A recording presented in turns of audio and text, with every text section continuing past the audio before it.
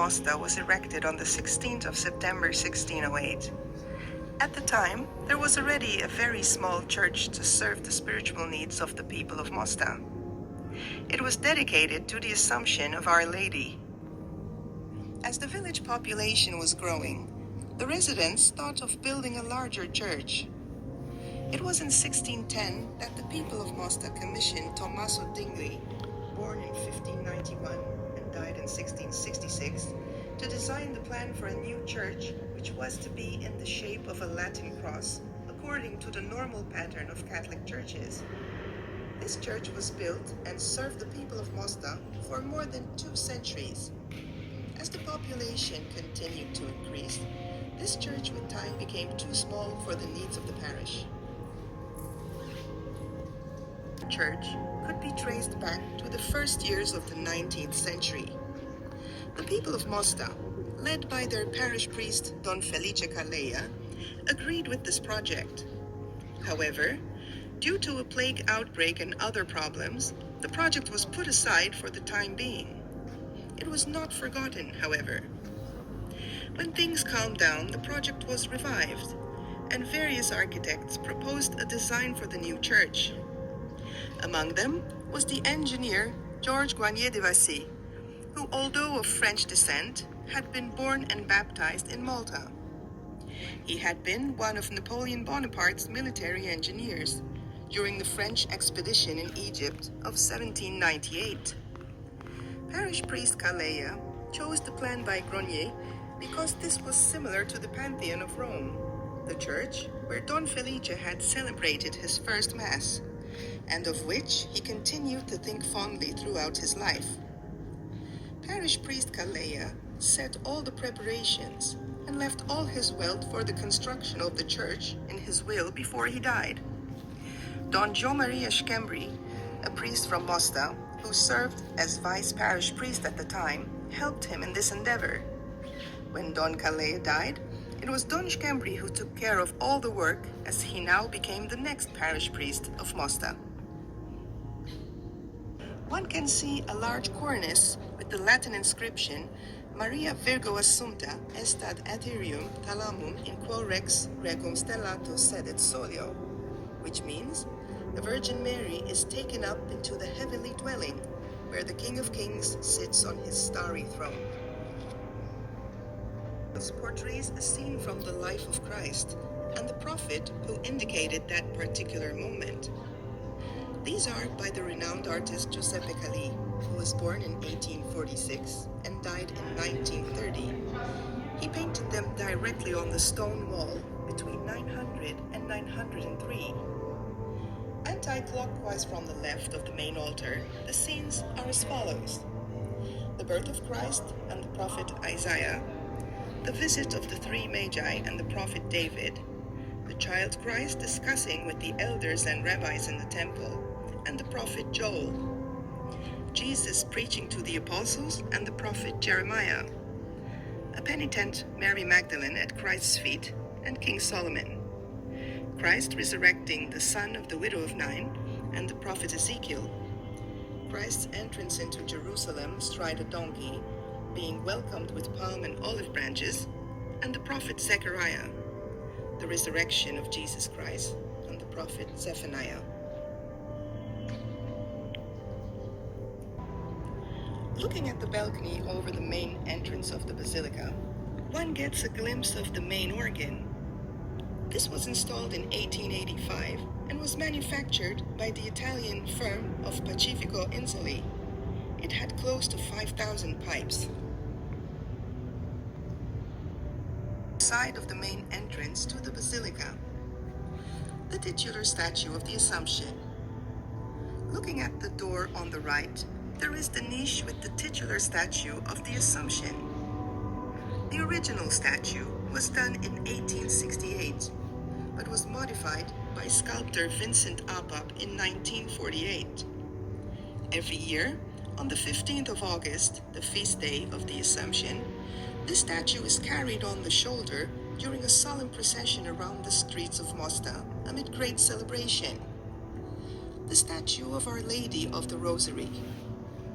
On the left of the main door, one notes the niche with the statue of the Madonna and Child holding the rosary. This Baroque statue was done by sculptor Pietro Paolo Zara in 1742. The large frames carved in wood and gilded in gold by Antonio Ajus were done in the first part of the 20th century. On the other hand, the paintings depicting scenes from the Way of the Cross were completed during the period 1791 to 1796. Of interest is the fact that while stations 1, 2, 8, and 9 were painted by Antonio Scerri, who was active in the 18th century, the remaining 10 were the work of Rocco Buhajar, who was born in 1715 and died in 1805, and Saint Rosalia. The main painting, done by Stefano Erardi in 1676, depicts three saints protectors against the plague. The painting on the right is by Raffaele Caruana, done in 1868. It shows Saint Roch near a man infested by the plague. Saint Roch was born of noble parents around the 1300s in Montpellier, France. When his parents died, he gave his wealth to the poor and took a vow of poverty. While traveling to Rome as a pilgrim, Italy was hit by the plague. Roch cured many infected by praying for them and making the sign of the cross. He too contracted the plague and found refuge in a cave. The painting on the left is also by Caruana, completed in 1866.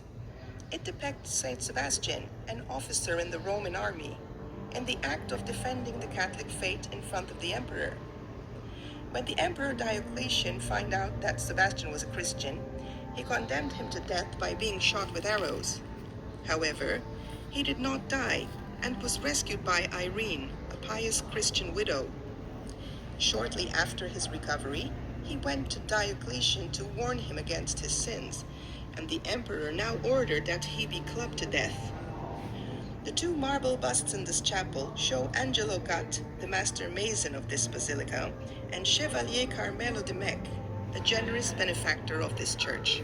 Painting, completed by Giuseppe Bonici in 1859, depicts the engagement of Saint Joseph to Saint Mary. The annual feast of Saint Joseph is celebrated on the 19th of March. Giuseppe Bonici also painted in 1866 the right-hand artistic work showing the Holy Family resting while fleeing to Egypt. The work on the left is by Salvatore Barbara, who in 1861 completed the painting depicting the death of Saint Joseph. In this chapel, one can observe beautiful marble memorials commemorating members of the Ketkuti family who were benefactors of this church. The baptismal font dates back to 1557 and was a gift by the Bishop Cubel to the first church which stood on this site. At the time, as Mosta was not a parish, this church was only the main church of the village, crucifix. The main painting depicts Christ on the cross, with his mother Mary and Saint John close by. Mary Magdalene is depicted kneeling, while at the back one can observe the profile of a female figure. This painting is by Ignacio Carlo Cortés, who was born in 1826 and died in 1898. The painting on the right, by Giuseppe Bonici, born in 1834, died in 1900, depicts Christ in the Garden of Gethsemane while being comforted by two angels. On the left is the painting showing the burial of Christ, painted in 1875 by Ignacio Carlo Cortés. The main painting by Stefano Erardi of the last quarter of the 17th century depicts Saint Mary with the child Jesus standing on her lap and holding the cincture, a belt which is a symbol of the Madonna's presence and encouragement. Several saints are also in the picture: Saint Anne, Saint Joachim, Saint Joseph, Saint Nicholas of Tolentino, and Saint Catherine of Alexandria. In the lower part, one can observe Saint Augustine and his mother Saint Monica receiving the cincture. The two lateral paintings are by Giuseppe Calì of 1883. That on the right depicts Saint Monica receiving the news of the conversion of her son, Saint Augustine. In the same picture, in the distance, the scene showing Augustine's baptism by Saint Ambrose in Milan on the 24th of April, 387 AD. The left picture captures the blessed death of Saint Augustine. Posidus indicates that Augustine spent his final days in prayer and repentance, requesting that the penitential Psalms of David be placed in front of him so that he could read them. The Chapel of the Conversion of St. Paul. The main painting depicts St. Paul falling off his horse during his conversion to Christianity while on his way to Damascus. It was done by Salvatore Barbara in 1864, as were also the side paintings. The painting on the right depicts the beheading of St. Paul, while that on the left shows the saint healing the father of Publius, who was the head of the island of Malta at the time of the bomb. In the thick of the Second World War, on the 9th of April 1942, an adoration of the Holy Eucharist was being held in the Basilica. There were around 300 people present in the church. At around 4:40 p.m., the loud sound of warplanes could be heard. The people in the church seemed to have had a premonition of what was about to happen. They left their places and ran to seek shelter in the chapels on the sides of the church. The church was heavily attacked from the air, and the 1,100-pound bomb pierced the dome, directly hitting the face of Christ in the painting of Christ teaching the apostles, which is located in the back section beside the large organ. The bomb then hit the floor and rolled over to the pulpit area. The church was filled with dust and debris which fell from the hole caused by the bomb, which miraculously did not explode. Nobody among the present was injured.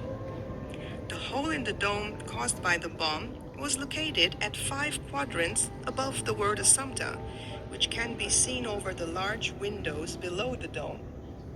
Remarkable is the Antonio Mifsud tombstone in the middle of the chapel, dedicated to St. Paul, exactly in front of the altar. It was cracked by the bomb, and after the war it was left unrestored as a witness of this miraculous event.